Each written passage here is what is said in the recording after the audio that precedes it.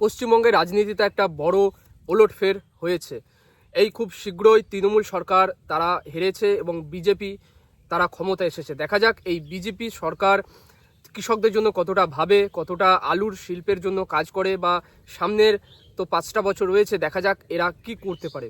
আমরা এটাই আশা করব, আমরা এটাই এক্সপেক্ট করবো এই সরকারের কাছ থেকে, বা যে নতুন সরকার গঠন হবে, যে আমাদের কৃষকদের জন্য যেন কিছু ভাবা হয়।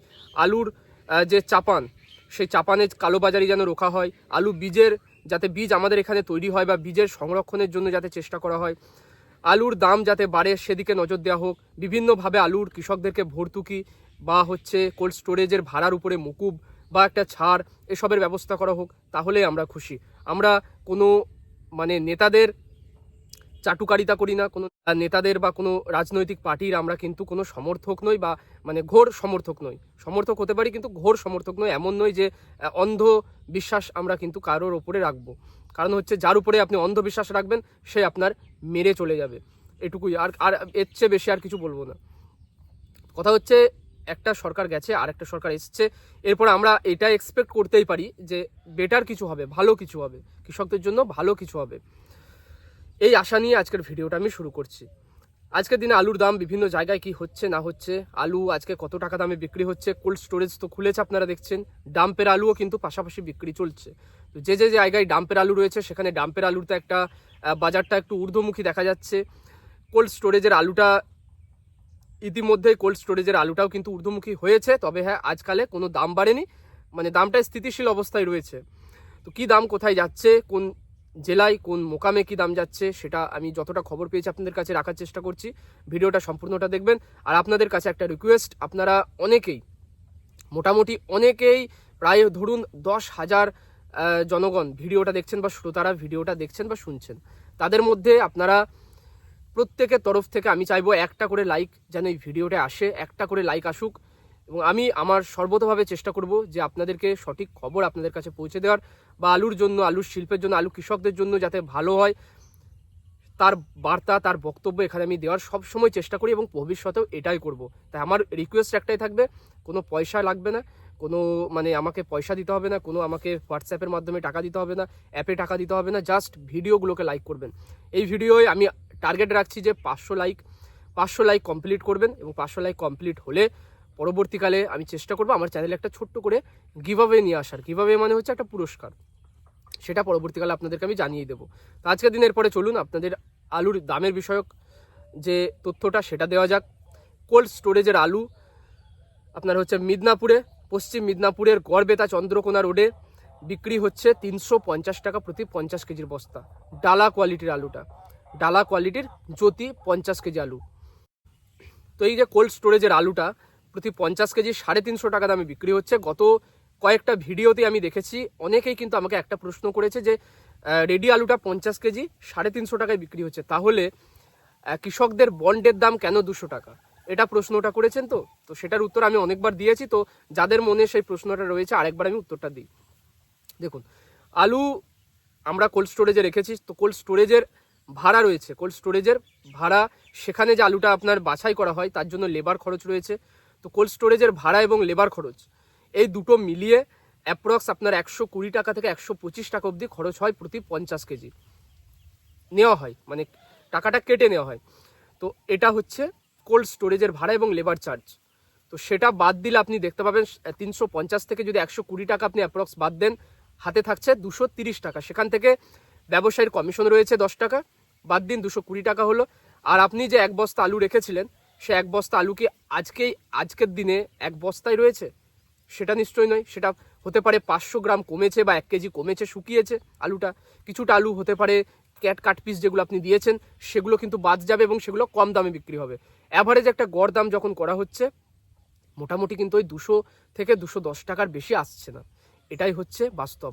আপনারা অনেকে ভাবছেন যে রেডি আলুটা তো বাইরে 16 টাকা কেজি বিক্রি হচ্ছে, তাহলে চাষিরা কেন 4 টাকা দাম পাচ্ছে? তো সেখান থেকে আপনারা যদি হিসেব করেন, প্রত্যেকটা ধাপে ধাপে খরচ, প্রত্যেকটা ধাপে ধাপে এই হাত ওই হাত হতে হতে এর লাভ ওর লাভ, আবার তারপরে যে ব্যাপারী রয়েছে, তারপরে যে গদি পাটি রয়েছে, তারপরে যে ফোড়ে ব্যবসায়ী রয়েছে, হাত এ হাত ও হাত হতে হতে কিন্তু আলুটা বাজারে যখন যাচ্ছে 16 টাকা 18 টাকা কেজি দরে যাচ্ছে। তো হিসাবটা কিন্তু এরকম। এরপরে হচ্ছে আজকের দিনে ডাম্প আলু। মিদনাপুরের বিভিন্ন জায়গায় ডাম্প আলুটা কী দামে বিক্রি হচ্ছে? ডাম্প আলু দেখুন একটুখানি দাগি বা একটুখানি কোয়ালিটি খারাপ, সেই ডাম্পের আলুটা আজকে বিক্রি হচ্ছে 130 থেকে 150 টাকার মধ্যে। আর একদম সুপার কোয়ালিটি ভালো দারুণ দানা সেই আলুটা কিন্তু ডাম্পের আলুটার জন্য দাম কৃষক পাচ্ছে 160 টাকা থেকে 170 টাকার মধ্যে, বুঝেছেন? আর কেওয়াইস আলুটার জন্য আজকের দিনে কৃষক হাতে পাচ্ছে যেটা 250 টাকা হাতে পাচ্ছে। রেডি আলুটা বিক্রি হচ্ছে কিন্তু 380 থেকে 400 টাকার মধ্যে প্রতি 50 কেজি হিসাবে কেওয়াইস আলুটা বিক্রি হচ্ছে। আজকের দিনে হুগলির বিভিন্ন জায়গায় কলম আলুর জন্য চাষি ভাই হাতে পাচ্ছে 220 টাকা বন্ডের দাম। রেডিটা বিক্রি হচ্ছে কিন্তু আজকের দিনে আপনার কলম্বো 370 থেকে 80 টাকা। সাদা জ্যোতি আলুটা হুগলির বিভিন্ন জায়গায় ডালা কোয়ালিটির আলুটা বিক্রি হচ্ছে 350 টাকা দামে প্রতি 50 কেজি। কুইন্টাল হিসাবে যদি বলি 700 টাকা কুইন্টাল, 700 টাকা কুইন্টাল। যেটা বাজারটা শুরু হয়েছিল আপনি দেখবেন 550 টাকা কুইন্টাল থেকে শুরু হয়েছিল, ধীরে ধীরে বাড়তে আজকের দিনে 700 টাকা এসে দাঁড়িয়েছে। এবং পরবর্তীকালে যেহেতু সরকার পাল্টেছে, মানে রপ্তানিতে কোনো রকম বাধা সৃষ্টি হবে না, এটুকুই নতুন সরকার, যে বিজেপি সরকার তারা কিন্তু বলছে যে আমরা রপ্তানিতে কোনো বাধা দেব না এবং বাইরে যাতে রপ্তানি করার ব্যবস্থা করা হয় সেটাও আমরা চেষ্টা করব। সেই কারণে আমি মনে করছি যে সামনের দিনে হয়তো দামটা আরও 50 টাকা বাড়বে।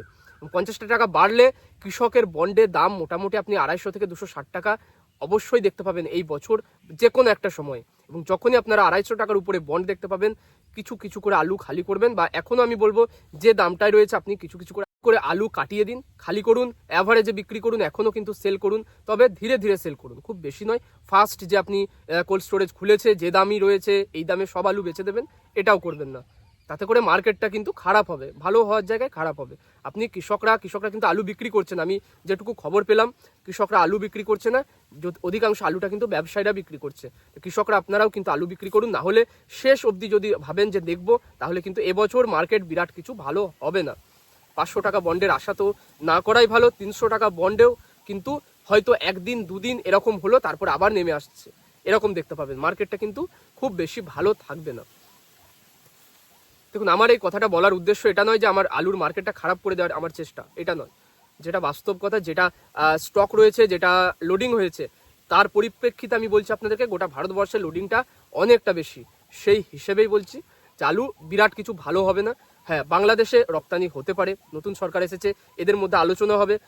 এবং বাংলাদেশে আজকের দিনে আলু কেজি হচ্ছে 16 টাকা কেজি, কৃষক হাতে পাচ্ছে, যেটা এটা খুচরো মার্কেটে নয়, কৃষক হাতে পাচ্ছে 16 টাকা কেজি। আমাদের এখানের কৃষকরা হাতে পাচ্ছে 4 টাকা 20 পয়সা কেজি। তো ফারাকটা বিস্তর রয়েছে। এই বিস্তর ফারাক থাকার একটা মজা হচ্ছে কি, এখান থেকে আলুটা বাংলাদেশে যাওয়ার সম্ভাবনা রয়েছে।